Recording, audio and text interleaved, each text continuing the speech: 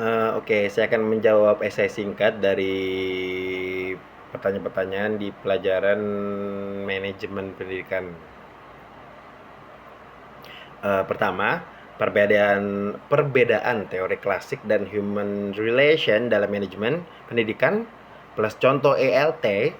Teori klasik menekankan struktur, aturan, dan efisiensi dalam pendidikan. Guru berperan sebagai pusat, siswa hanya mengikuti instruksi. Contoh, guru bahasa Inggris menggunakan metode grammar, translation, fokus pada hafalan tata bahasa dan kosakata tanpa banyak interaksi. Teori human relation menekankan motivasi, hubungan sosial, dan kebutuhan emosional peserta didik. Guru lebih memperhatikan interaksi dan kenyamanan siswa. Contoh, dalam kelas ELT, guru menerapkan diskusi kelompok atau role play agar siswa lebih aktif berpartisipasi.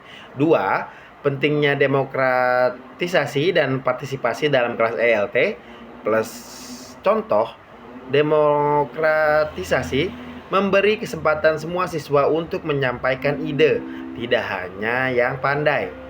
Partisipasi membuat siswa merasa dihargai dan lebih termotivasi. Contoh, guru memberi kesempatan semua siswa berbicara dalam diskusi kelompok kecil, bukan hanya menjawab soal pilihan ganda. 3. Teori sistem dan kursus bahasa Inggris sebagai sistem terbuka. Teori sistem memandang lembaga sebagai bagian dari lingkungan yang selalu berinteraksi dengan faktor eksternal, peserta, perusahaan, masyarakat, teknologi. Sebagai sistem terbuka, kursus menerima masukan.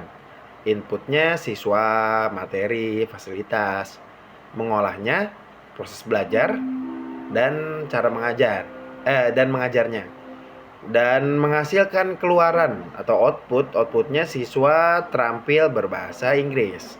Contoh, kursus bahasa Inggris menyesuaikan materi sesuai kebutuhan perusahaan multinasional, input eksternal.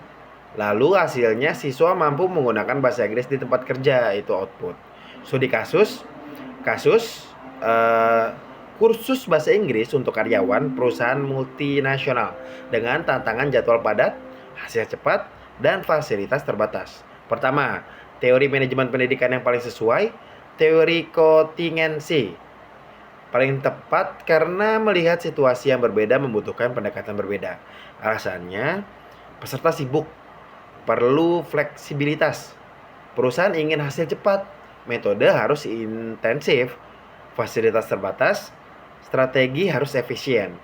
Namun bisa dikombinasikan dengan teori sistem agar khusus menyesuaikan kebutuhan perusahaan dengan kebutuhan perusahaan, lingkungan eksternal.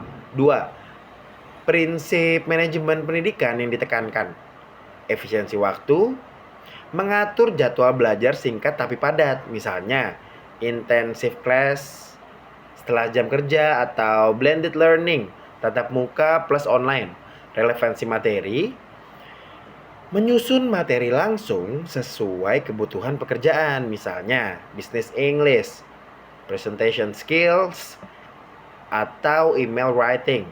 Contoh penerapan, membuat program English for meetings selama 4 minggu, hanya 2 jam per sesi, fokus pada praktik percakapan, menggunakan platform online untuk latihan mandiri agar keterbatasan fasilitas bisa diatasi.